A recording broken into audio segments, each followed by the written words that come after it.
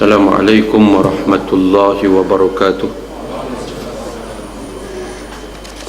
Bismillahirrahmanirrahim. Alhamdulillahi rabbil alamin alladhi bihi tatimmus salihat walhamdulillahi ala kulli hal. Ashhadu an la ilaha illallah wahdahu la syarika lah wa ashhadu anna Muhammadan abduhu wa rasuluh. Allahumma salli wa sallim wa barik ala hadzal nabiyil karim war rasulil azim sayyidina wa maulana Muhammadinil amin wa ala alihi wa ashabihi wa man da'a bi da'watihi wa istanna bi sunnatihi ila yaumiddin. Qala rabbi shrah li sadri wa yassir li amri wahlul 'uqdatam min lisani yafqahu qawli. Allahumma ij'alna minal ladzina yastami'una al-qawl fayattabi'una ahsanah. Allahumma ajirna minan nar. Allahumma amin. Dikasihi sahibul fadilah Tuan Imam barisan ahli jawatan kuasa, pegawai masjid, muslimin muslimat, sidang jemaah sekalian, mudah-mudahan semuanya kita dirahmati oleh Allah Subhanahu wa taala. Alhamdulillah, mari sama-sama kita panjat dan syukur kehadrat Allah Subhanahu wa taala. Allah panjangkan umur kita sampai saat ini. Sekali lagi pada malam ni kita sama-sama dapat tunai solat maghrib berjemaah di masjid kita ini, dan kemudian dapat pula berada di dalam satu kebun daripada kebun syurga dunia. Mudah-mudahan kita semua akan sentiasa dalam keadaan terpimpin hidup kita dengan taufik dan hidayah daripada Allah. Mudah-mudahan hari ini sudah kita berjaya melakukan sebanyak-banyak perkara kebajikan yang menambah beratnya pahala, timbangan pahala kita di akhirat nanti. Mudah-mudahan hari ini sudah jadi hari yang lebih baik dari kemarin, dan esok akan jadi hari yang lebih baik daripada hari ini. Muslimin dan muslimat sekalian, sebelum kita sambung kuliah mukadimah mastikah hadis kita yang kita jadikan teks kuliah di Masjid Darul Aman Haid ini, sebagai mukadimahnya dalam satu syair, saya nak kongsi dengan tuan-tuan pada malam ni. Ada satu bait yang baik maknanya. Dia berbunyi, istaghni ma aghnaka rabbuka minal ghina wa in tusibka khasasatun fatajammali fatahammali. Saya pun tak tahu siapa kata, sebab saya mengaji bait ni daripada ayahanda saya. Antara banyak-banyak bait syair yang dia sebut, ni apa maknanya? Maknanya mengaku kayalah oleh kamu. Istaghni itu makna mengaku kaya. Ma aghnaka rabbuka minal ghina, apa-apa yang Allah Ta'ala beri dekat kamu, kurnia dekat kamu daripada kaya, daripada apa kekayaan pun. Wa in tusibka khasasatun fatajammali fatahammali, dan sekiranya menimpa ke atas kamu tu satu-satu ujian, bila kamu kena uji, bila kamu ditumpa dengan satu-satu cubaan dan ujian, kamu kena manih muka. Fatajammali, manih mukalah oleh kamu. Fatahammali, dan kamu kena sabar, kena tabah. Dalam bait ini tuan-tuan ada beberapa perkara yang baik untuk kita ambil, jadikan renungan, jadikan iktibar. Nombor satu, dia sebut istaghni ma aghnaka rabbuka minal ghina, mengaku kayalah oleh kamu apa-apa yang Allah bagi dekat kamu daripada kekayaan. Jangan kita ni nampak bila sebut kaya, kekayaan itu orang tu banyak duit baru kita kata kaya. Nampak kawan tu dah ada ratus-ratus ribu, rumah besar, kereta 2-3 biji, itu baru kaya. Sebenarnya kita yang ada lebihan daripada harta sudah dikira kaya. Bahkan sebenarnya kalau ikut Nabi, yang dikatakan kaya itu bukan kaya benda, tapi kaya itu kaya hati.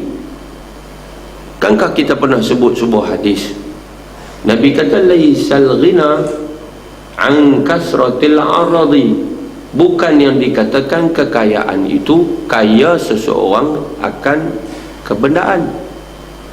Duit ringgit dia banyak baru kita kata kaya. Rumah besar, ladang berhektar-hektar, aset dia banyak sekali baru dikatakan kaya. Nabi kata bukan itu yang dikatakan kaya. Walakinnal ghina ghinan nafsi, yang dikata kaya sebenar adalah kaya hati. Jadi apa maksud bait ni? Bila dia kata istaghni ma aghnaka rabbuka minal ghina, apa maksudnya? Maksudnya kamu kena syukur nikmat Allah bagi dekat kamu daripada nikmat apapun. Tuhan bagi kaya dekat kamu, kamu kena rasa kaya dalam maksud kamu boleh bagi dekat orang apa yang kamu ada. Orang kaya adalah orang yang boleh bagi kat orang lain. Sahabat Nabi, dia tak nanti dia duit banyak, dia ada sebuku roti, dia boleh pecah dua bagi kat sahabat dia. Dia ada sebiji buah kurma, dia boleh pecah dua bagi sebelah kat sahabat dia. Bahkan sahabat dia bertamu di rumah dia tak ada benda nak makan, dia sanggup padam pelita nak bagi sahabat dia makan, biar dia tak makan tak apa. Kita ni nak tunggu kaya, betul-betul kaya baru kita kira kita ni kaya. Orang pergi rumah kita jamu yang sejuk ya, kita kata tak ada apa, yang sejuk yang kosong mana, bukan ada apa di rumah tu, padahal dalam peti air tu penuh, tapi kita kata tak ada apa nak makan. Miskin kita boleh jamu yang sejuk ya.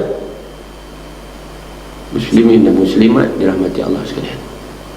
So apa pengajarannya? Pengajarannya kita kena bersyukur dengan nikmat yang Tuhan bagi kat kita. Jangan keluh kesah dalam hidup ni. Jangan bila kita ni dalam perkara dunia suka tengok orang lebih atas daripada kita, kerana agama tak suruh begitu. Agama suruh tengok dalam perkara dunia orang lebih bawah pada kita, orang yang kurang lagi daripada kita. Walaupun orang zaman lah dia kata yang tu dia tak betul, dia kena nak bagi motivasi mau bagi tengok orang hal lagi atas, nanti kita nak bersaing. Tapi syarak tetap kata sebaliknya. Syarak suruh kita tengok orang lebih atas daripada kita dalam perkara dunia ke akhirat. Dalam perkara akhirat, tengok orang tu rajin pergi masjid, dia tu rajin sungguh pergi masjid, aku ni macam mana ni? Takkan seminggu dekat 3 kali 4 kali aja, tak boleh aku nak pergi masjid macam dia tu. Tengok orang rajin sedekah, buat jariah, kita tengok dia tu, kita rasa kita koman, awaklah aku ni sayang sungguh ke dunia ni. Kita tengok dalam bab akhirat orang yang lebih atas daripada kita, supaya kita cenderung dan kemudiannya merebut kesempatan hidup yang Tuhan bagi untuk banyak buat persiapan akhirat. Tuan-tuan cuba tengok orang lah, dia suka bersiap dunia ke dia suka bersiap akhirat? Betul-betul lah tuan-tuan, hak kita duk pulun lah ni, kita pulun dunia ke pulun akhirat? Kita dengan keluarga kita, kita dengan anak-anak kita, kita dengan suami isteri pasangan hidup kita, kita duk himpun ni serupa-serupa kita nak buat apa dengan apa yang kita ada ni? Kita nak tungkat langit ni ke? Ada tak ada orang hidup di atas dunia ni macam dia nak tungkat langit ni? Ada. Jadi mudah-mudahan kita tak berdaya dengan dunia. Mudah-mudahan kita adalah orang yang betul dan bahagia, yang bila Tuhan bagi nikmat kita syukur nikmat Allah. Langit tidak selalunya cerah. Berapa ramai yang mengimpikan yang indah-indah, tiba-tiba hadangan berlaku di pertengahan jalan, kan? Kusangkakan panas hingga ke petang, rupanya hujan di tengah hari. Tuan-tuan, mana ada manusia dalam hidup ni yang dia tidak diuji? Tuan-tuan buka cerita Nabi, tuan-tuan buka cerita Rasul. Semua Nabi-Nabi, semua Rasul-Rasul, mereka itu adalah gompolan manusia yang paling mulia, yang mereka itu diuji sepanjang hidup mereka. Apalagi mereka itu adalah kumpulan yang disebut sebagai Ar-Rasul. Dipanggil Al-Rasul Ulul Azmi, dipanggil Ulul Azmi Minar Rusuli. Nabi yang begitu, Nabi lagi Rasul yang diuji dengan ujian yang berat-berat. Nabi Nuh, Nabi Ibrahim, Nabi Musa, Nabi Isa, Nabi Muhammad sallallahu alaihi wasallam paling teruk diuji. Tuan-tuan, jadi kalau orang tu hidup atas dunia, dia tak mau kena ujian, dia sudah bercanggah dengan sunnatullah. Sunnatullah dalam hidup kita kena uji. Orang yang tidak diuji, orang yang tidak melalui cubaan, itu adalah orang yang sebenarnya tak ada dalam dunia ni, tuan-tuan. Tak ada ujian, tak ada cubaan. Mana ada orang tak ada masalah tu? Tak ada kah? Ada? Ustaz, orang gila? Ada? Tak ada masalah. Dia kena uji tak? Dia tak ada apa. Dia makan apa pun tak apa. Masuk di dalam tong sampah, makan sampah pun orang tak kata apa. Jalan wang-wing kot bukan jitera. Pakai baju selok tak pakai pun tak apa. Cuba kita tengok. Dia kata, oh syekh tu tengok turun-turun kereta nak pergi mengajar, kain tak pakai. Jahanam, tuan-tuan. Pakai juk teluk belanga elok, bawa kancing penuh pergi atas. Tentu selok tak pakai, dia tu sah putih wayar. Tapi kita yang waras akal ini, tuan-tuan, kompom, kena kompom. Masalah itu ujian. Ujian itu cobaan. Alladzi khalaqal mauta wal hayata liyabluwakum ayyukum ahsanu amala. Dialah yakni Allah yang menciptakan kematian, dia jadikan kehidupan untuk menguji kamu. Liyabluwakum, dalam tafsir disebut liyamtahinakum, imtihan, uji kamu. Ayyukum ahsanu amala, mana orang yang lebih baik antara kamu? Siapa dia yang lebih baik amalan antara kita ni? Siapa?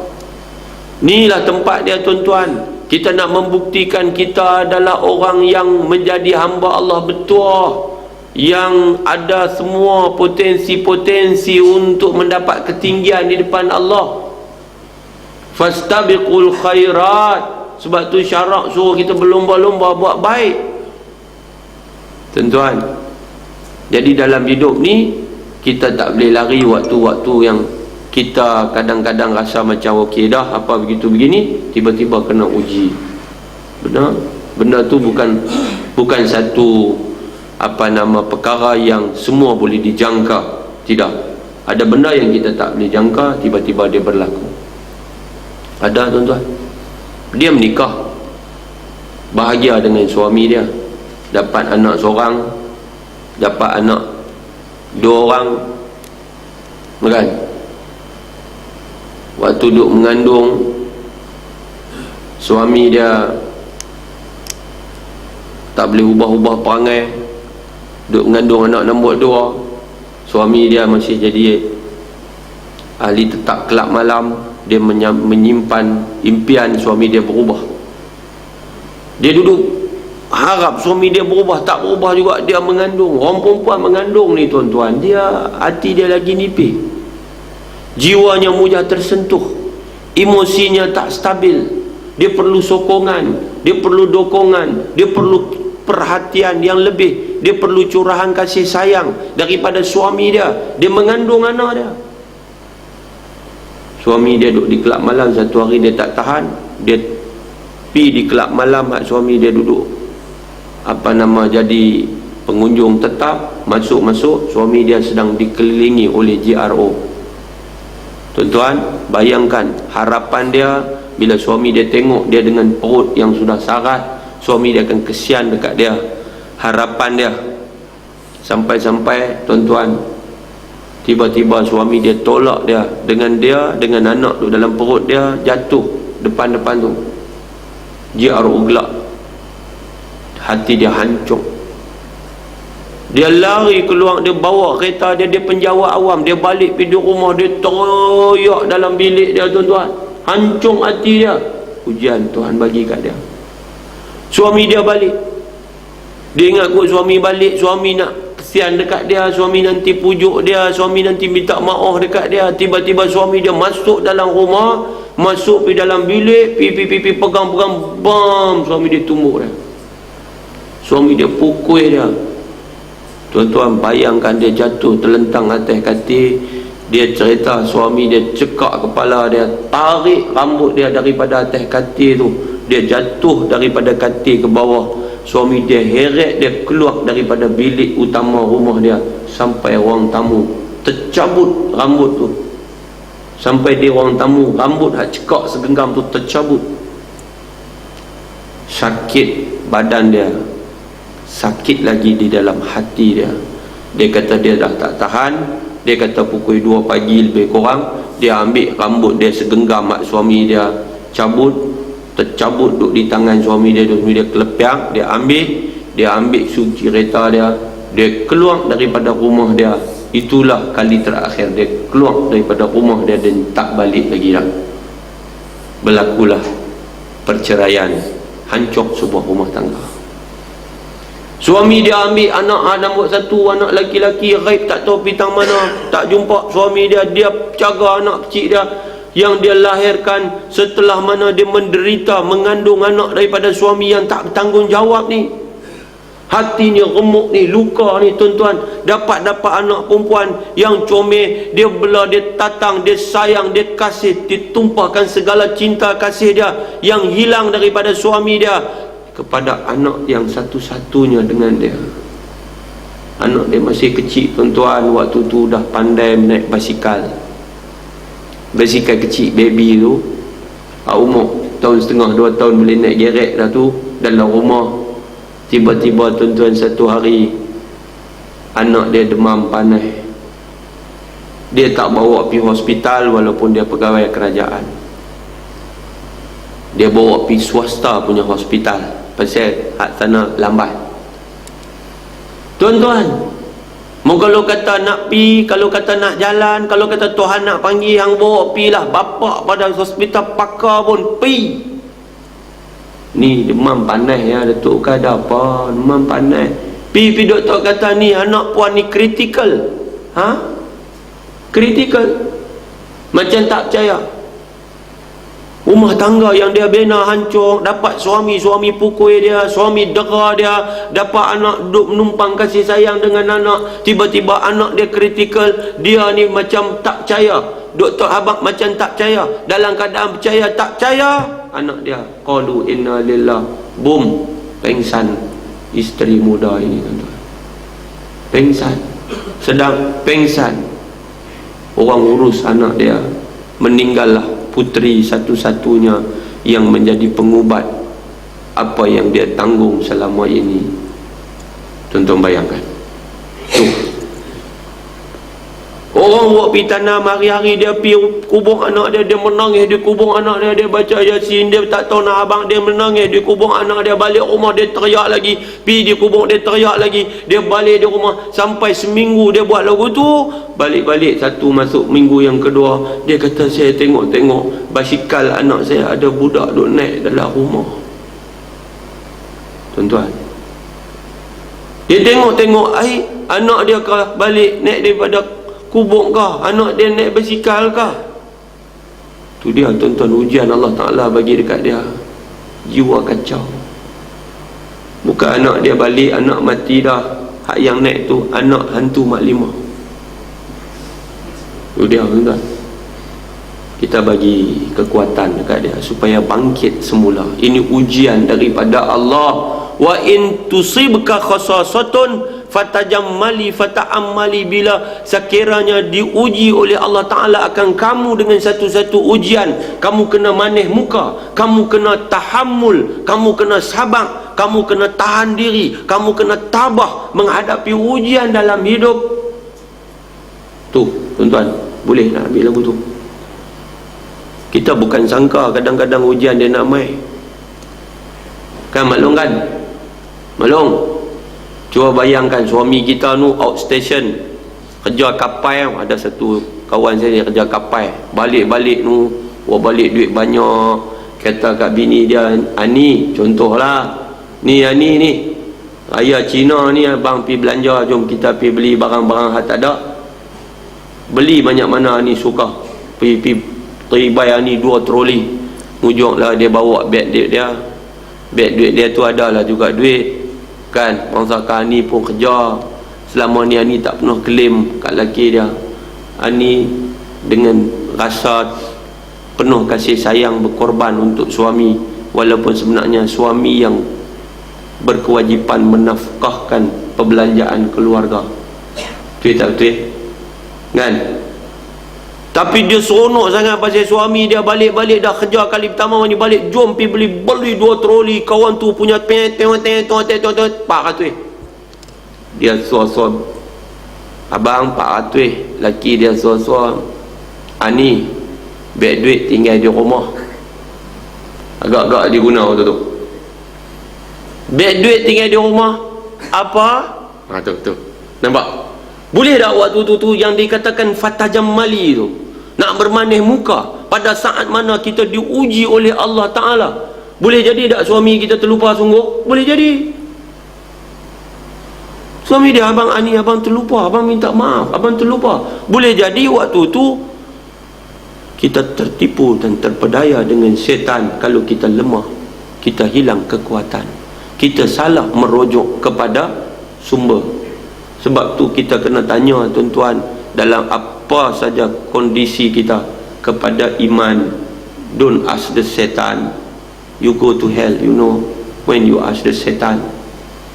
Tanya setan dia, jahanam, Tan, apa patut aku buat? Dia kata, hang tunggu apa lagi? Ambil kasut tumit tinggi yang bubuh atas kepala dia.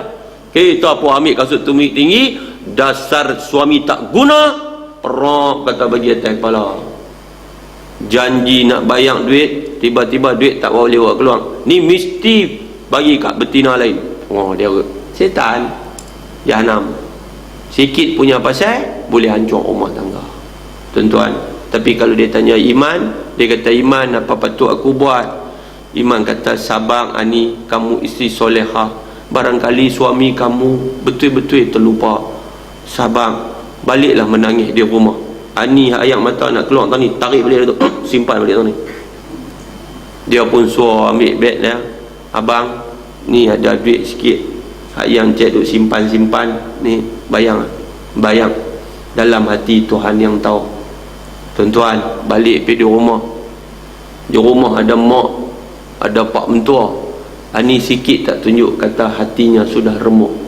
Dia bawa keluar cucuk badak dia beli tengah jalan, bawa keluar mancu ayam, jamu mak mentua, pak mentua. Laki dia duk perhati biji mata dia. Laki dia tahu, kata ni kecil hati. Sudah apa semua selesai, lepas sembang semua, mak mentua, pak mentua pun tak sedang.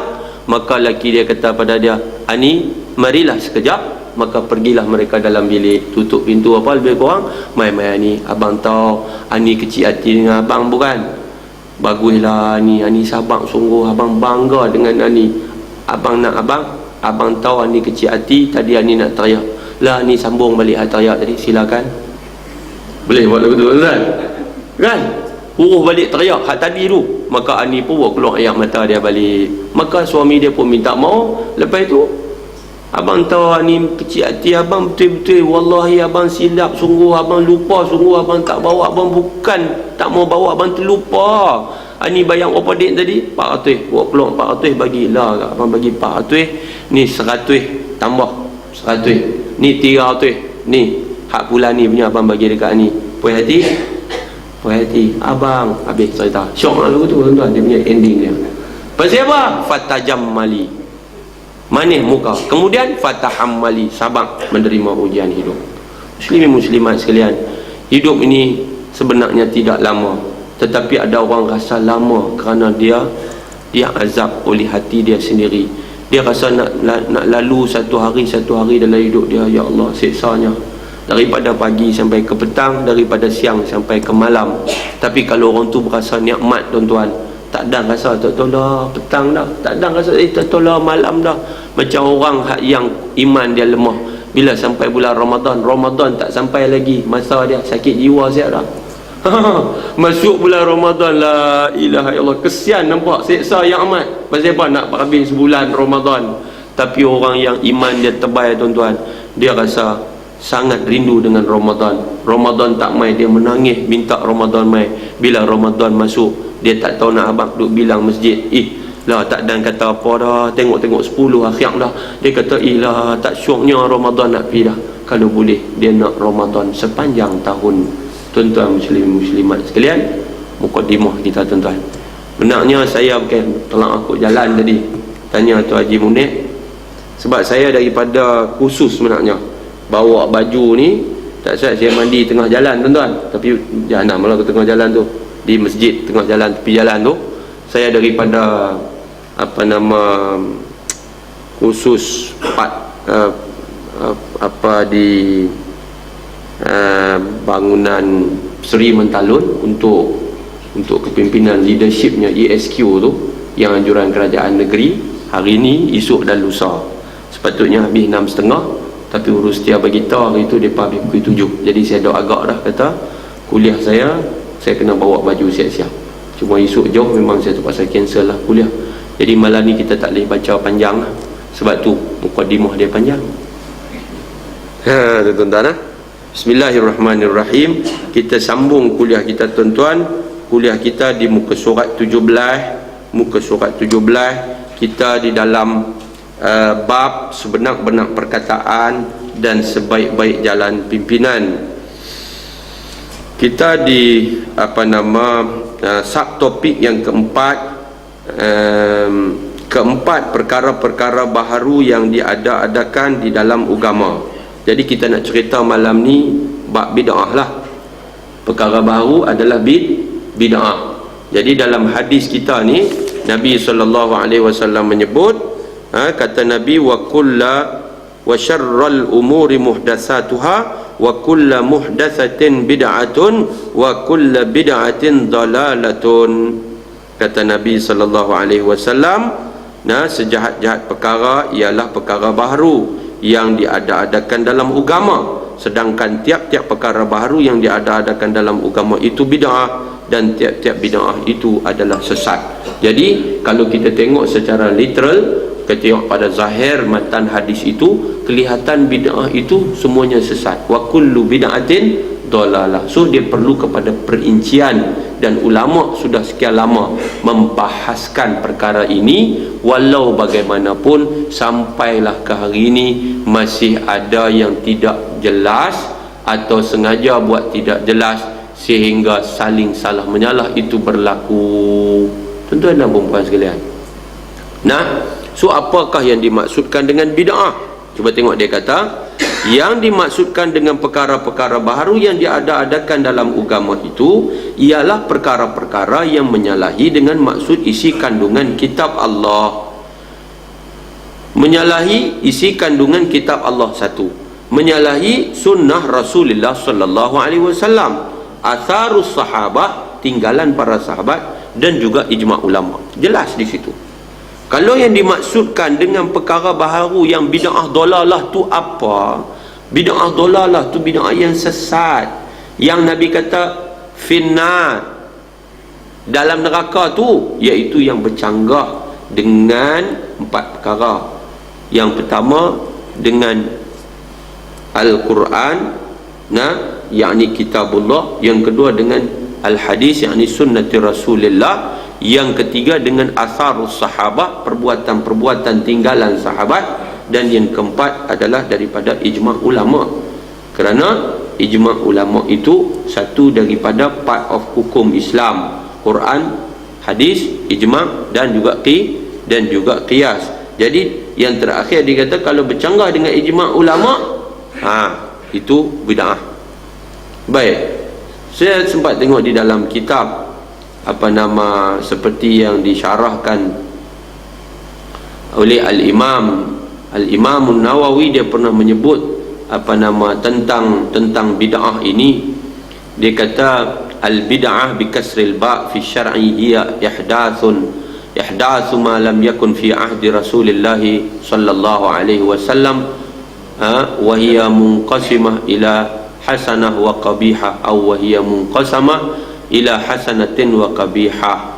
Jadi perkara-perkara baru yang tak ada pada zaman Nabi SAW, tak ada pada zaman Rasul SAW, dan ia terbahagi kepada hasanah dan juga qabihah. Itu disebut oleh Al-Imam An-Nawawi. Tetapi yang disebut di dalam kitab kita ini adalah rangkuman daripada pandangan-pandangan ulama sunni. Apakah yang dimaksudkan dengan bid'ah itu?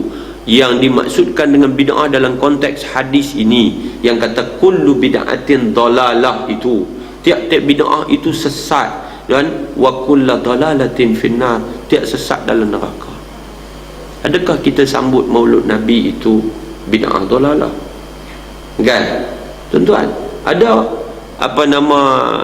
orang tak boleh terima sambut maulud Nabi. Negara tak bagi buat, Saudi tak bagi buat. Ulama kita hak mengaji kitab kuning, nak mengaji kitab turah sampai hari ini, yang duk ada di Saudi, mereka buat. Tapi kerajaan Saudi bagi buat tak? Tak bagi buat. Pasal apa? Pasal mereka kira itu adalah bid'ah. Itu yang kata mafhum hadis, mafhum yang dipegang oleh ulama di setengah tempat di dalam memahami bid'ah. Tapi kita berpegang kepada pandangan ulama-ulama ramai yang mereka itu tidak membid'ah perbuatan menyambut maulud umpama. Ramai kan?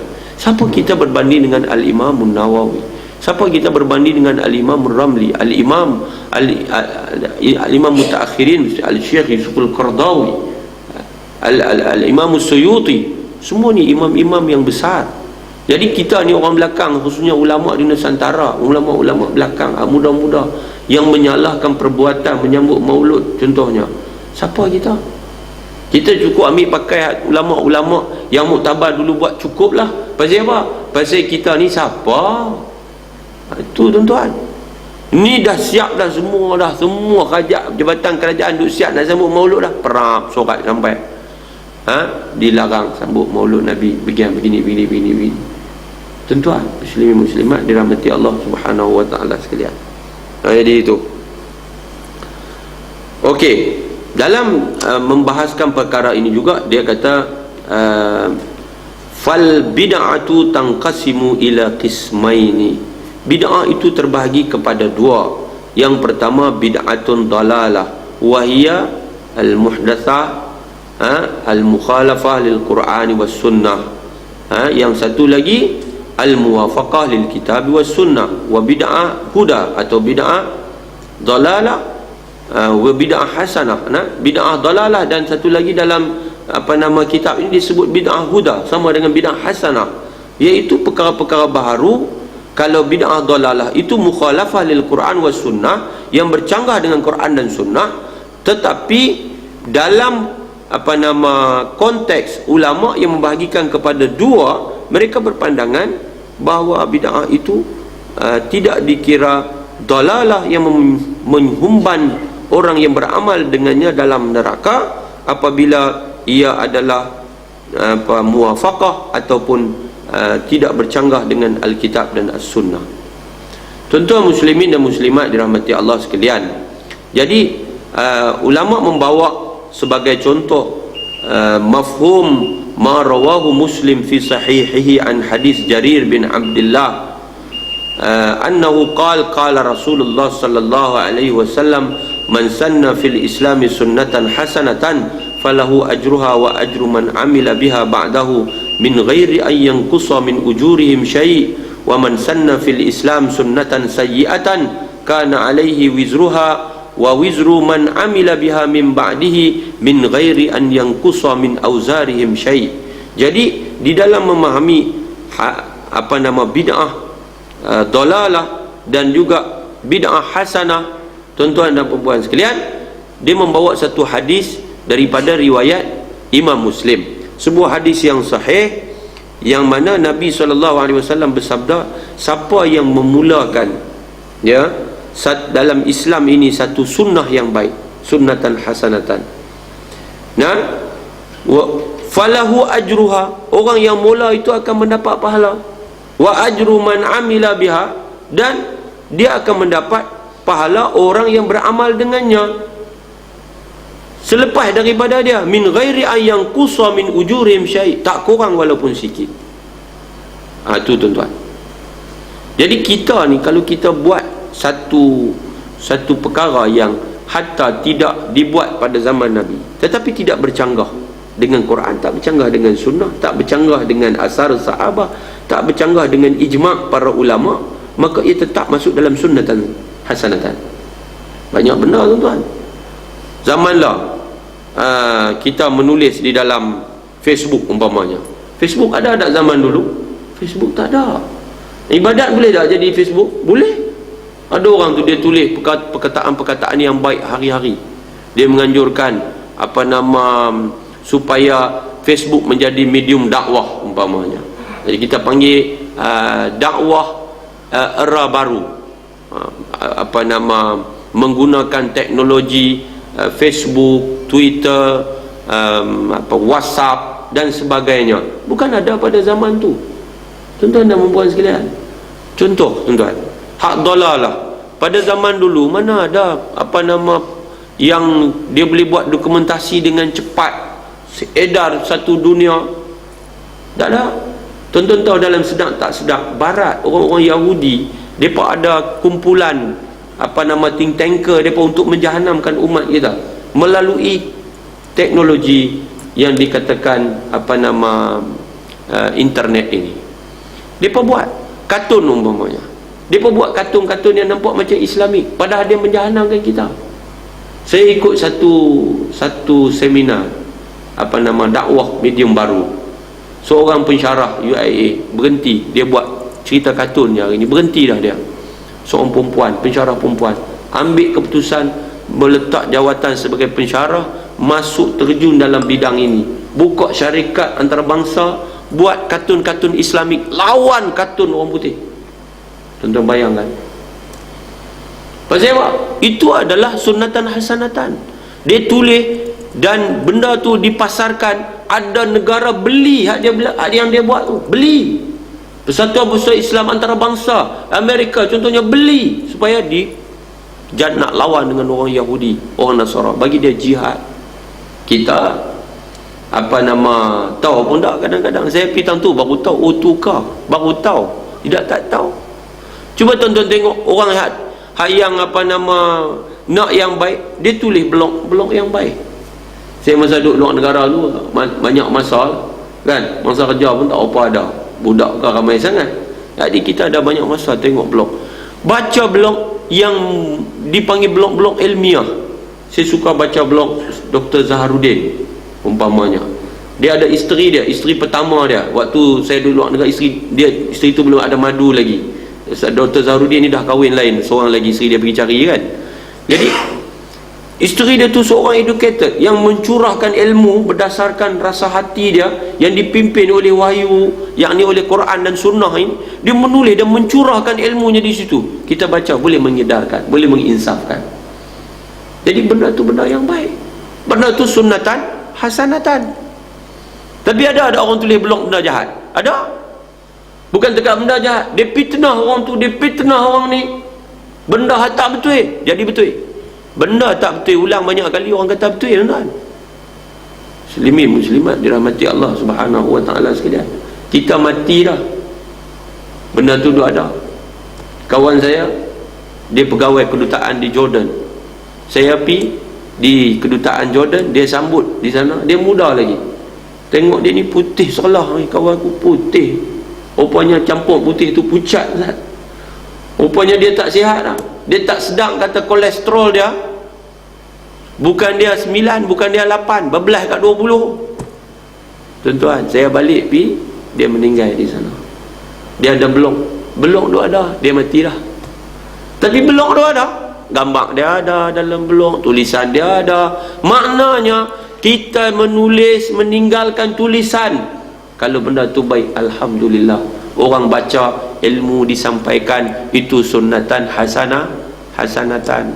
Tapi kalau kita tulis benda buruk, kita tulis benda jahat, kan, himpunan koleksi cerita-cerita hantu, tak apa lagi tuan-tuan, dekat hantu dia mohong ya.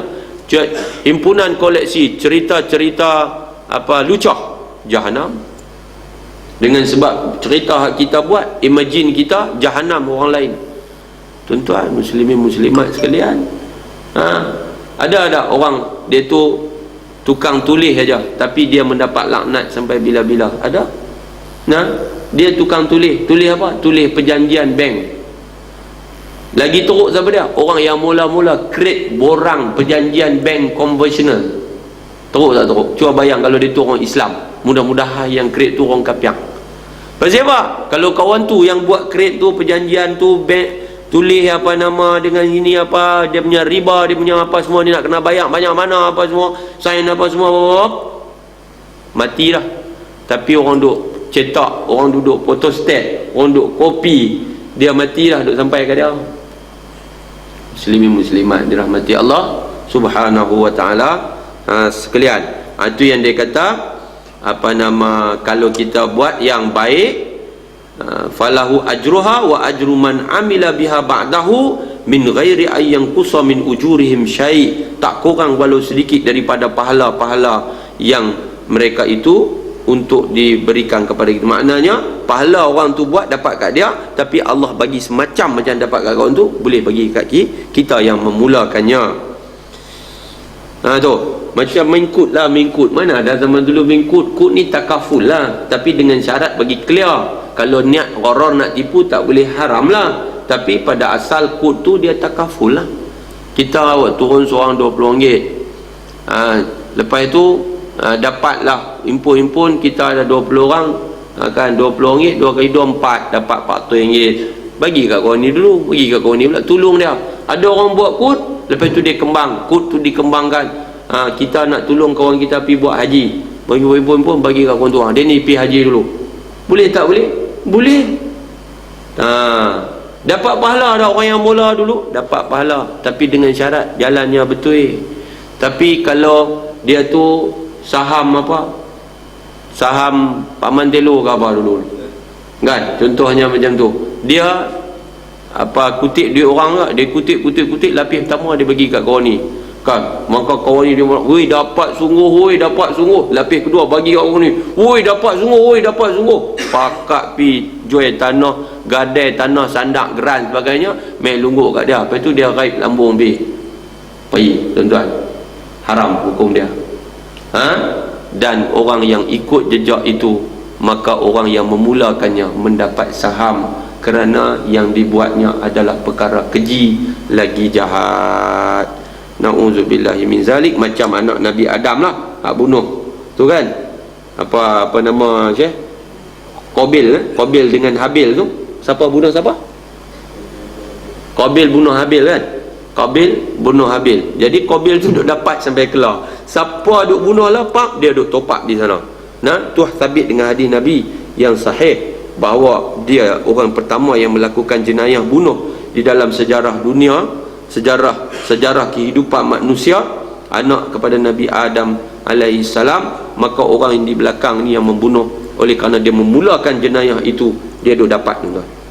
Sebab tu tuan-tuan yang duduk dalam bidang kebaikan kebajikan, kita mempunyai banyak ruang untuk create, untuk buat benda-benda yang baik yang akan diteruskan setelah kita tiada. Syarat dengan niat kita ikhlas, kerana Allah tidak bercanggah dengan apa yang saya sebut tadi. Pertama Quran, yang kedua sunnah, yang ketiga asal sahabah, yang keempat adalah ijma' ulama. Maka kita masih dalam konteks ibadah, kita akan mendapat pahala. Wa man sanna fil islami sunnatan sayyi'atan. Kemudian Nabi kata, siapa-siapa yang buat atau create satu amalan dalam Islam, sunnatan sayyi'atan, satu perbuatan yang keji, buruk, yang maksiat, yang dosa, kana alaihi wizruha, maka atasnya dosa, wa wizru man amila biha, dan dosa siapa yang beramal dengannya, min ba'dihi, lepas daripada dia buat tu, min ghairi ayyang kusa min auzarim syai'a, tidak kurang sikit pun daripada dosa-dosa mereka itu. Muslimin muslimat dirahmati Allah Subhanahu wa ta'ala sekalian. Saya ingat saya pernah sebut kepada tuan-tuan bagaimana pernah di dalam sejarah sahabat perkataan bid'ah disebut dengan jelas, seperti sebagai contoh disebut oleh Sayyidina Umar Al-Khattab radhiyallahu anhu, ketika mana dia pergi sekali lagi melihat para sahabat yang ketika itu sudah sembahyang di belakang seorang imam, iaitu Sayyidina Ubay bin Ka'ab radhiyallahu anhu. Tuan-tuan dan puan-puan yang dikasihi sekalian, kata Sayyidina Umar, dia kata ni'mal bid'ah hadhihi. Ini juga disebut di dalam Muwatta dengan lafaz ni'matul bid'ah hadhihi, sebaik-baik bid'ah inilah. Tuan-tuan, dalam Al-Bukhari di dalam hadis daripada Abdurrahman bin Abdul Qari, cerita macam mana Abdurrahman keluar dengan Sayyidina Umar Al-Khattab di dalam bulan Ramadan ke masjid. Pada ketika itu hujung Sayyidina Abu Bakar punya pemerintahan, masuk zaman Sayyidina Umar. Maka kata Sayyidina Abdurrahman, dia kata fa idzan nas auza'un mutafarriqun yusalli ar-rajulu li nafsihi wa yusalli ar-rajulu fa yusalli bi salatihi ar-rahtu. Dia kata ada orang semayang seorang-seorang, ada orang semayang belakang berapa orang, jadi sekelompok tang nu sekelompok tang ni. Maka pada ketika itu faqala Umar inni ara, aku berpandangan, dia kata lau jama'tu haula ala qari wahid lakana amsal. Dia kata alangkah baik kalau aku himpun semua sahabat-sahabat ni letak di belakang seorang imam yang qari, maka itu adalah lebih baik. Summa azama, tuan-tuan dia pun panggil, sungguh-sungguh dia buat, panggil depa tu, fajama'ahum ala Ubay bin Ka'ab, maka dia telah himpun para sahabat untuk semayang di belakang Sayyidina Ubay bin Ka'ab, ya. Summa kharajtu ma'ahu lailatan ukhra. Kemudian kata Sayyidina Abdurrahman, dia kata duduk malam esok aku keluar lagi dengan Sayyidina Umar nak pergi ke masjid itu. Wan nasu yusalluna bi salati qari'ihim, maka ketika itu aku melihat jemaah-jemaah pakat semayang di belakang seorang imam yang qari mereka, iaitu Ubay bin Ka'ab. Qala Umar, ketika itulah Umar berkata ni'mal bid'ah hazi, sebaik-baik bid'ah inilah. Ini menunjukkan bahawa bid'ah itu ada yang hasanah. Cukup jelas, tuan-tuan. Jadi kita tak faham pasal apa masih ada orang-orang yang terpelajar menolak bid'ah yang hasanah, sedangkan di dalam sejarah, di dalam kitab-kitab muktabar jelas menunjukkan ada di sana bid'ah hasanah, termasuk dalam kisah Sayyidina Umar Al-Khattab yang telah kita bawa sebentar tadi. Baik, masuk dalam kitab kita balik, paragraf yang kedua. Perkara-perkara baru yang demikian itulah bid'ah yang merupakan jalan baharu yang menyeleweng dari jalan yang sebenar. Mana tu? Yang bercanggah dengan apa? 4 perkara. Canggah dengan Quran, bercanggah dengan hadis, bercanggah dengan ijma', dan bercanggah dengan asal sahabah, dan juga bercanggah dengan ijma'. Inilah dia, kalau kita nak tahu apa yang disebut sebagai bid'ah, jalan baharu yang menyeleweng dari jalan yang sebenar. Maka sudah tentu, kata pengarang, tidak akan sampai kepada matlamat kebahagiaan yang sejati. Jadi kalau kita create sendiri, kita buat sendiri, nak main macam mana kebahagiaan sejati? Kebahagiaan yang memang dikehendaki ini bukan sahaja dalam kehidupan dunia ni semata-mata. Yang kita cari bahagia ni bukan nak dunia, ya. Kita nak akhirat. Kan? Takkan kita nak buat ibadat mengikut kita. Kita kena buat ibadat ikut Quran, ikut sunnah. Ikut apa yang Nabi tunjuk dekat kita, apa yang ditinggalkan oleh para sahabat yang mengikut jejak yang Nabi. Kita pernah cerita kan macam mana Nabi memperakukan perbuatan Sayyidina Bilal Ar-Rabah. Kan? Ketika Nabi naik dalam peristiwa Isra' Mi'raj, Nabi mendengar tapak kaki Bilal di depan Nabi dalam surga. Bila Nabi turun, Nabi tanya Bilal. Bilal cerita bahawa dia seorang yang tak boleh duduk, melainkan dia akan sentiasa pasti dia ada ayat semayang. Dan dia kata bila aku mengambil ayat semayang, aku akan solat 2 rakaat. Lalu Nabi memperakukan perbuatan Bilal itu. Maka timbullah sunat wudu. Sunat wudu itu perbuatan Bilal, perbuatan sahabat Nabi yang mulia. Nabi memperakukan perbuatan itu. Jadi tuan-tuan muslimin muslimat, yang dirahmati oleh Allah Subhanahu wa taala sekalian. Pakai kain telekung ni tuan-tuan. Awak sahabat apa nama kain telekung ni kena pakai tak? Wajib ke kita kena syarat sah sembahyang pakai kain telekung ke? Kalau tak pakai kain telekung tak sah. Pasal apa kita pakai kain telekung? Itu pakai. Ada orang yang mula create kain telekung tu dapat pahala sampai keluar. Sebenarnya menutup aurat syarat dia, menutup aurat. Tapi bila kita pakai kain telekung tu kan lapang jadinya, sempurna jadinya, tutup dengan cantik clear. Ada Arab di tengah-tengah tempat tentu dia tak pakai kain telekung tapi kain telekung itu juga ada dijual di sana. Cuma pattern-patternnya lah. Kadang kita ni kadang depa tu dia bobot solong-solong pai bawah. Kan? Dia pula anak kecil. Jadi anak dia khaya jenuh nak selak daripada bawah kan? Masuk pergi ke dalam tu. Pasal apa? Dia labuh sampai bawah. Kain sekali dengan telekung kat atas. Kita ada telekung sekerat, kain sekerat. Jadi orang hak mula tu dapat. Pasal apa? Pasal dia masuk di dalam hasanah. Masuk dalam benda baik lah. Kan? Habislah. Benda tu jadi, benda tu dak buat ibadat pakai kain telekung. Janganlah pula bila tak ada telekung tak semayang. Itu bang al-bangangu. Sebab bukannya syarat sah semayang pakai kain telekung. Syarat sah semayang itu menutup aurat. Muslimat dirahmati oleh Allah Subhanahu wa taala sekalian. Jadi dalam perkara ibadah kita kena pastikan bahawa kita mengikut apa yang tidak berlanggang dengan 4 perkara yang kita sebut tadi, iaitu Quran, Sunnah, Asarus Sahabah dan Ijma'. Jelas tuan-tuan, kalau kata dalam ibadat-ibadat ni jelas Nabi ada semayang Nabi tunjuk dekat kita sallu kama raaitumuni usalli. Tetapi cuma pandangan-pandangan yang pelbagai di dalam mazhab-mazhab fiqh itu adalah meraih pada ketika saat itu sahabat-sahabat begini-begini, Nabi tunjuknya begini. Ada sahabat meriwayat macam tu. Dan ada ketika lain Nabi tunjuk pula begini, ada sahabat lain tengok dia riwayat begitu pula. Jadi imam-imam ni mengambil berdasarkan kepada keadaan itu, dan perselisihan yang kecil itu tidaklah membawa kepada mereka salah menyalah. Tak ada masalah kan? Imam ni tengok lagu ni, imam ni tengok lagu ni, sama juga. Tapi kalau beli kat Puak Syiah, dia kata apa? Semua mengkeli, tak ada, tak betul. Mereka menyalahkan semua imam-imam ni, menolak semua imam ni, mereka imam mereka yang betul. Itu tuan muslim-muslimat dirahmati oleh Allah Subhanahu wa taala sekalian. Kan? Jadi begitu. Baik.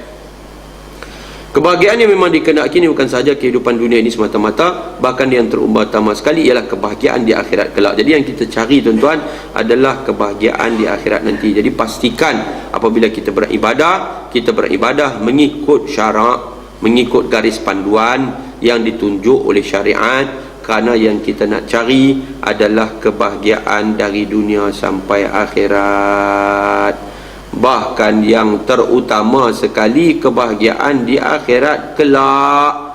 Dan jalan ke akhirat itu tidak ada siapa yang mengetahuinya, dan tidak akan berhasil dengan cara diagak-agak dan direka-reka sendiri oleh sesiapa pun. Dengan sebab itu maka perkara-perkara yang menyalahi itu sudah tentu membawa bahaya yang besar dan balasan yang seburuk-buruknya. Jadi kita tak boleh main agak-agak, tak boleh. Dia adat lain, ibadat lain. Perkara ibadat dia kena mengikut apa yang telah digaris pandukan kepada kita tuan-tuan. Kalau dalam perkara adat ni tak ada masalah, dia tak bercanggah kita niat kita bismillah benda yang baik, benda tu boleh mendatangkan pahala, tak ada masalah. Dia kata nak buat kenuri awak siapa? Dia kata inilah kenuri nak buat pulut kuning ni, nak periksa kena buat pulut kuning lah kan. Buat kenuri jamu makan dapat pahala. Pulut kuning tu adat aja, sikit-sikit pulut kuning umpamanya. Tapi kalau dia niat aku nak jamu makan buat kenuri, dapat pahala. Begitu tuan-tuan muslimin-muslimat dirahmati Allah Subhanahu wa taala sekalian. Tapi kalau dia nak semayang, dia kata ni nak semayang nisfu Sya'ban ni, nak kena semayang nisfu Sya'ban. Mana ada semayang nisfu Sya'ban? Tak ada. Dia panggil solatul raghaib. Tak ada. Itu adalah perkara bid'ah yang dalalah. Tak boleh kita reka-reka, tak boleh. yang mesti kena mai daripada apa yang ditinggalkan dalam 4 perkara, iaitu Quran, iaitu sunnah. Yang ketiga, yang dipanggil asarus sahabah, tinggalan sahabat-sahabat. Yang keempat adalah ijma' para ulama. Hadza wabillahi taufiq. InsyaAllah kita akan sambung di perkara yang kelima dalam siri kuliah kita yang lagi akan datang. A'udzubillahi minasyaitonirrajim. Bismillahirrahmanirrahim. Alhamdulillahirabbil alamin. Allahumma shalli ala sayyidina Muhammad wa ala alihi washabihi ajma'in. Allahumma inna nas'aluka ridhaka wal jannah wa na'udzubika min sakhatika wan nar. Allahumma hdi qauman fa innahum la ya'lamun. Allahumma 'allimna ma yanfa'una wanfa'na bima 'allamtana. Allahumma zidna 'ilma. Allahumma ij'al jam'ana hadha jam'an marhuma wa tafarruqana min ba'dihi tafarruqan ma'suma wa la taj'al Allahumma fina wa la ma'ana wa la man yatba'una shaqiyyan wa la matrudan wa la mahruma. Rabbana atina fid dunya hasanah wa fil akhirati hasanah wa qina adzaban nar. Sallallahu wasallam alaihi walhamdulillahi rabbil alamin. Subhanakallahumma wa bihamdik asyhadu an la ilaha illa anta astaghfiruka wa atubu ilaik. Wassalamu alaikum warahmatullahi wabarakatuh.